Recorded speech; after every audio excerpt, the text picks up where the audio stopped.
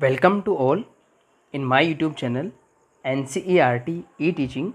I am Dr. Kailash Meena going to explain the concept of linkage and recombination from class 12th biology chapter 5 principles of inheritance and variation. After watching this video, you students will be able to understand the relationship between genes and chromosome and the concept of linkage and recombination. So, first, the organism in which linkage and recombination studied, and that organism was the fruit fly Drosophila melanogaster, which was studied by Thomas Hunt Morgan in 1900s.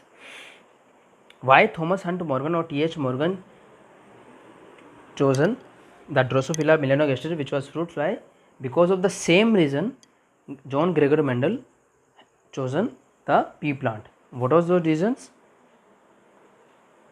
The fruit fly's small size, the ease with which it can be bred, its few chromosomes, 8 in number, it means 4 pairs, and its short generation time make this animal an attractive experimental subject.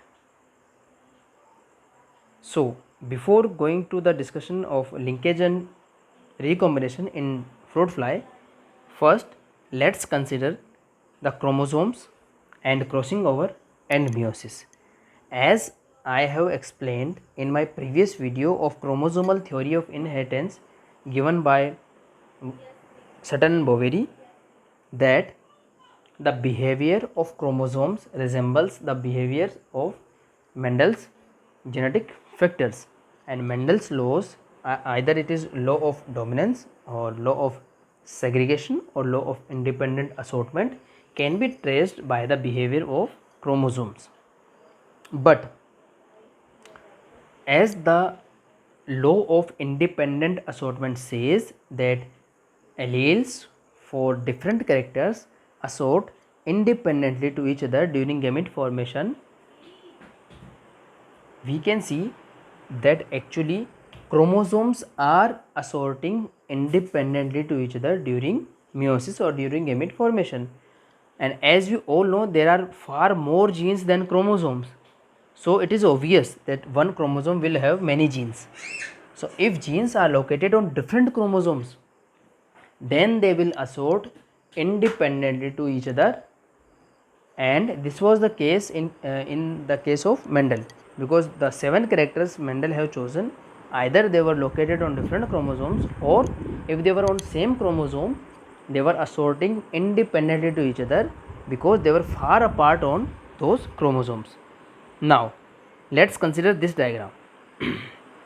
In this diagram we can see 3 loci on each chromosome marked by different colors, and you can see that this blue color loci,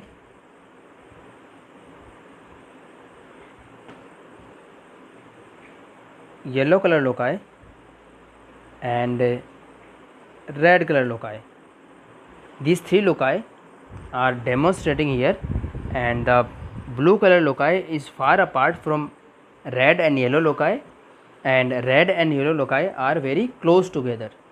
So as I have discussed, that if genes are located on different chromosomes, they will be assorting independently to each other, and if they are locating on the same chromosome, there may be the process of crossing over, which we have studied in meiosis 1 in prophase 1 in the subphase Peckyrin.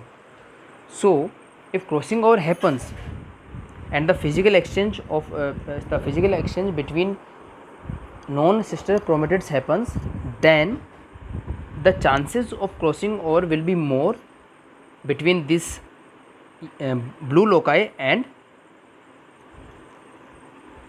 red or yellow loci with respect to this blue loci, and the chances of recombination of yellow and red loci will be less or minimum because they are very close to each other. So let's consider this.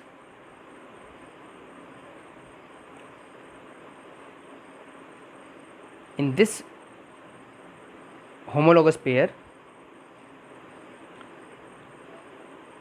crossing over happens only between non-sister chromatids. It means out of 4 chromatids, only 2 chromatids are taking part in the process of crossing over. It means the maximum crossing over happens at the frequency of 50%. And in this crossing over, the chances of independent assortment of the loci are maximum which are far apart on one chromosome and very less which are close to each other. So there are two cases if genes will be completely linked or they will be independently assorting depending on the location of those genes on any chromosome. But if we are taking example of several cells, for let's say 100 cells or 1000 cells, then we can see the frequency of crossing over. It means out of 1000 there may be 200 cells showing crossing over, or out of 1000 there may be only 10 cells which are showing crossing over. It depends on how far those genes are or how close those genes are. So here we can calculate the recombination frequencies, and based on those recombination frequencies we can assume the location of those genes or those alleles. So vice versa, these statements can be taken. Now, one student of T.H. Morgan was Alfred Henry Sturtevant, which in 1911 was able to make genetic maps based on crossover frequencies. How? Very simple. The statements I am reading for you. If two loci are very close together on a chromosome, the chances of crossing over between them are less. In contrast, if two loci are far apart, crossing over could occur between them at many points. It means that if genes are located very far on one chromosome, there will be more crossovers. If they are located very close to each other, as in case of these yellow and red loci, there will be very less chance of crossing over. So, in a population of cells undergoing meiosis, a greater proportion of cells will undergo recombination between two loci that are far apart than between the two loci that are close together. Very simple. So, based on this observation, we can go vice versa. It means by seeing or by observing the recombination frequencies, we can make a hypothetical map of one chromosome. See, if we have recombination frequency of 5 alleles, that these two alleles A and B are having more recombination frequencies, and the two alleles C and D are having very less recombination frequencies, that we can say okay, A and B will be far apart on one chromosome and C and D will be close together. So this is very simple observation, and by this hypothesis the H. Sturtevant in 1911 was able to make the first genetic map. So how we can calculate the recombination frequencies? The question arises. If we want to calculate the recombination frequency for any organism, for any character, so how can we calculate? The answer is very simple, by performing a dihybrid test cross for those two characters. As we have learnt in my previous video of test cross, that in test cross we are crossing one hybrid organism with homozygous recessive character parent or homozygous recessive organism to make sure that this hybrid or this organism which is showing dominant phenotype is pure line or hybrid. So in the same manner, here is a genetic cross between grey body and normal wings fruit fly with black body and vestigial wings fruit fly. Now I want to remind you one thing here, that as in chemistry we take alphabetical symbols for atom, in the same way we are taking alphabetical symbols for genes also. And as in chemistry, like C denotes the carbon and Cl denotes the chlorine. So here C symbolize only one atom carbon, and C and L, these two alphabets again symbolize only one atom, because it is a symbol. Alphabets do not symbolize atoms, only symbols symbolize atoms. So in the same manner, here this B, capital B or small b symbolize one gene which is gray body, and this capital V and a small g together symbolize one character which is normal wings. So I am sure that you are able to understand that here we are showing only two characters but using two alphabets for one character in one case. Okay, so capital B for gray body, small b for black body, capital VG for normal wings and small vg for vestigial wings. So it is a very simple dihybrid cross, only symbols are little bit different. So the results as in the test cross, if they were 50% 50% in case of hybrid organism in monohybrid cross, and they will be 25% 25% 25% 25% or 1/4 1/4 1/4 1/4 in ratio in case of dihybrid test cross.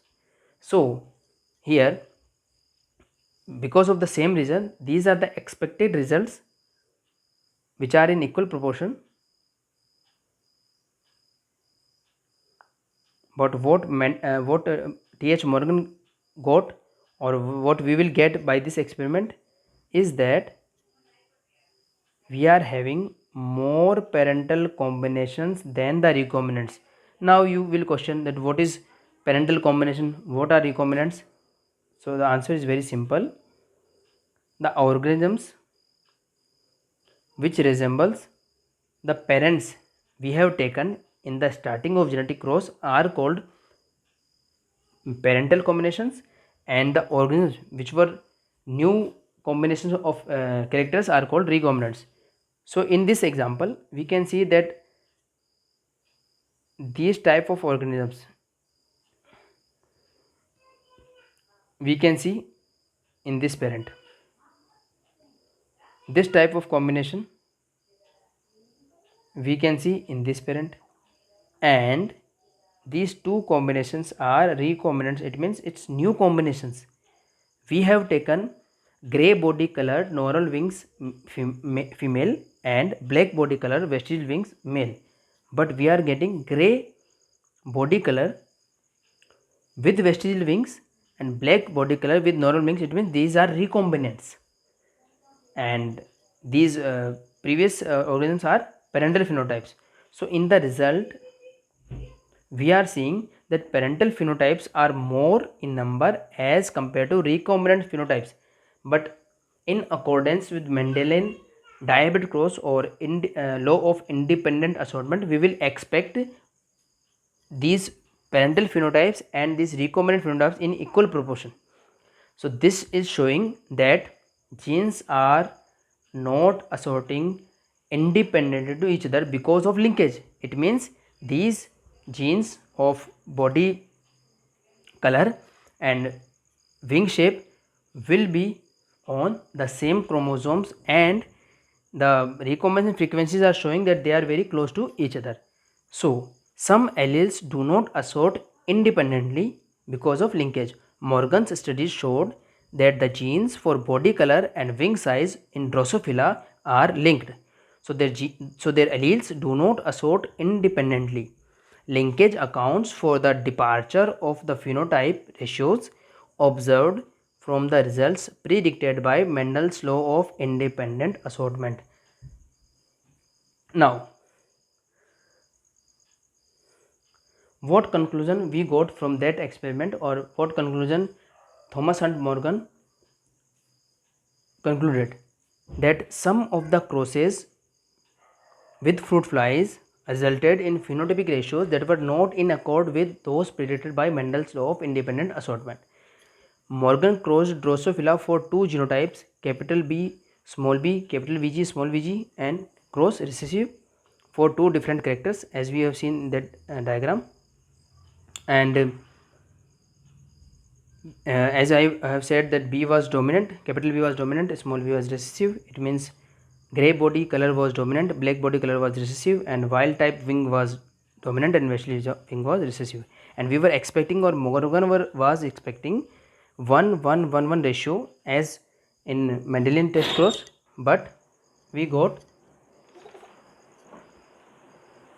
the more parental phenotypes as compared to recombinants, and this diagram shows the chromosomal behavior and showing the crossing over for this case. So we can trace this genetic cross with respect to genes and chromosomes because of this diagram.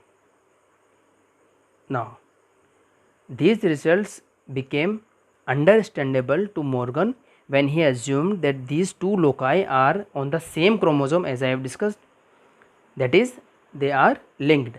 After all, since the number of genes in a cells far exceeds the number of chromosomes, each chromosome must contain many genes. The full set of loci on a given chromosome constitute a linkage group. Here is one new concept, linkage group. See, if one chromosome having so many genes and those many genes constitute a linkage group, so we can say that we humans have 23 linkage groups because we have 23 types of chromosomes, and actually males have 24 linkage groups because we have X and Y chromosome for sex chromosomes. The number of linkage groups in a species equal the number of homologous chromosome pairs. Absolute linkage is extremely rare, as I said, because of the phenomenon of crossing over. If linkage were absolute, Mendel's law of independent assortment would apply only to the loci on different chromosomes. But we know that the 7 characters of Mendel all were not on the different chromosomes. Some of them were on same chromosome, but they were very far apart. What actually happens is more complex and therefore more interesting. Chromosomes are not unbreakable. So recombination of genes can occur, that is, genes at different loci on the same chromosome do sometimes separate from one another during meiosis when crossing over happens. And this diagram, again the same diagram repeating here, we can see in this diagram that the gene or allele for body color and the wing size are on the same chromosome, and during meiosis 1, because of the process of crossing over, these genes assort independently from each other because of the chromosome. They are physically separated from each other. But yes, crossing over frequency may be maximum to 50% and always will be less than 50%, and that is why we are seeing less number of recombinants and more number of parental combinations, because only these two sister chromatids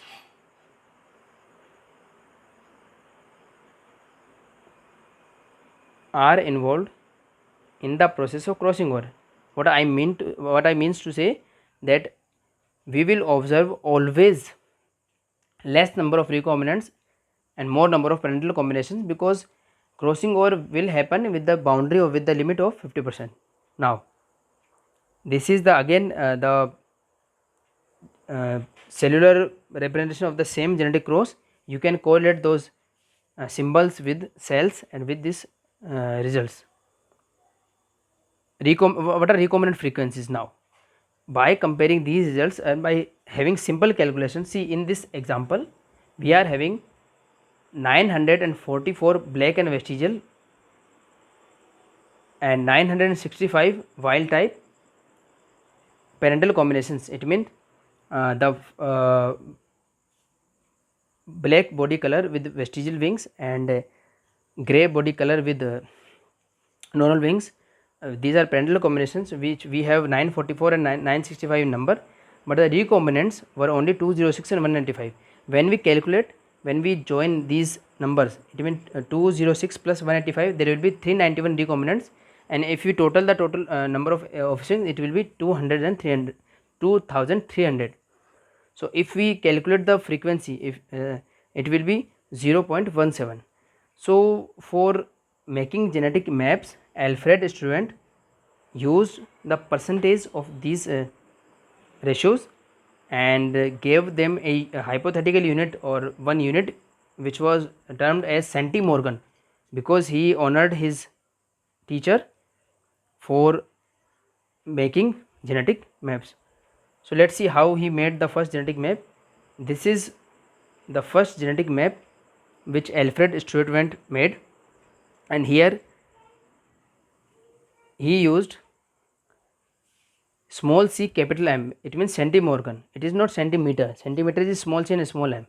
So centimorgan is also called the map unit for chromosomal mapping, and we can calculate this centimorgan by taking percentage of this 0.17. It means by crossing it with 100 it will be 17.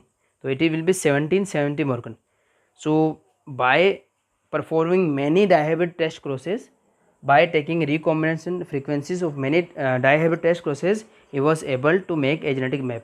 For understanding this map, we can hypothetically make one genetic map by ourselves also. It will take only 2 to 3 minutes.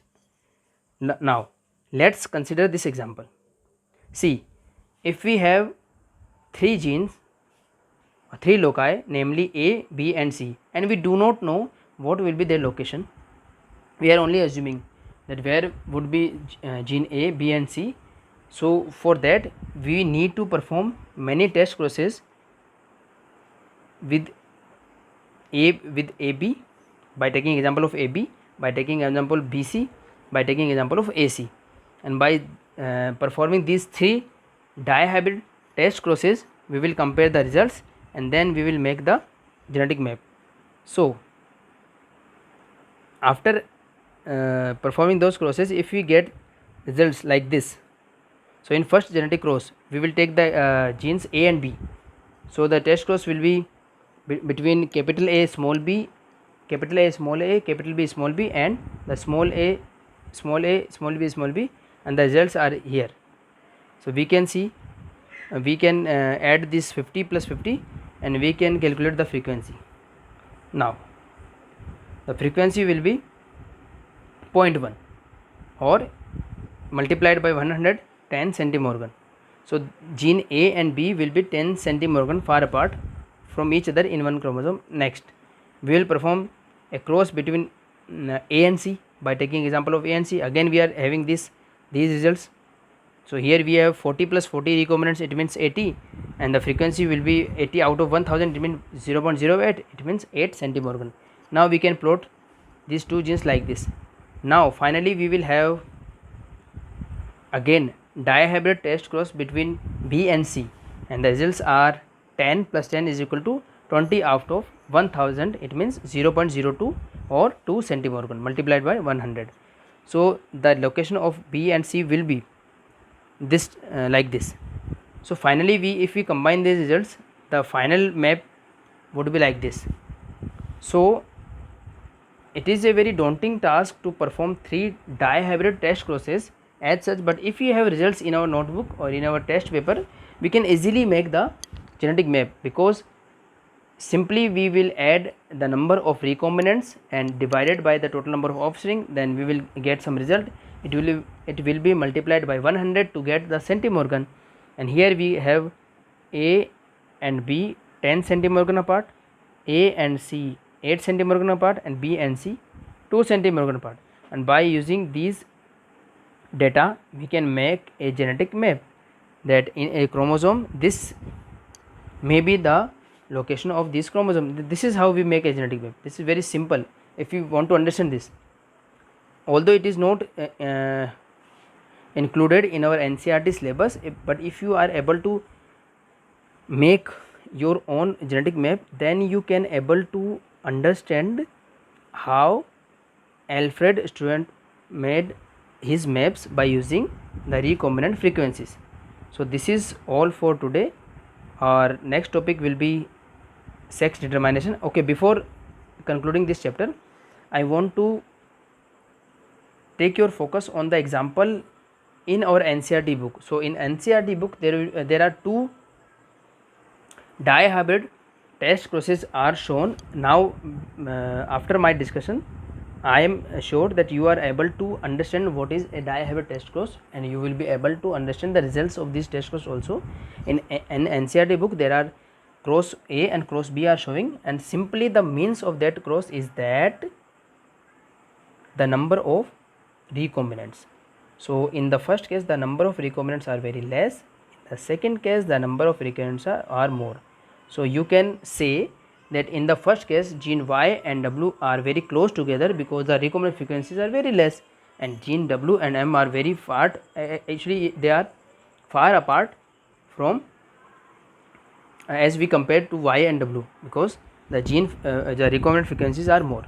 So by comparing the recombinant frequencies, we can have an idea on the location of genes on a chromosome. So thank you so much for your patient listening. We will be discussing the topic of sex determination in my next video.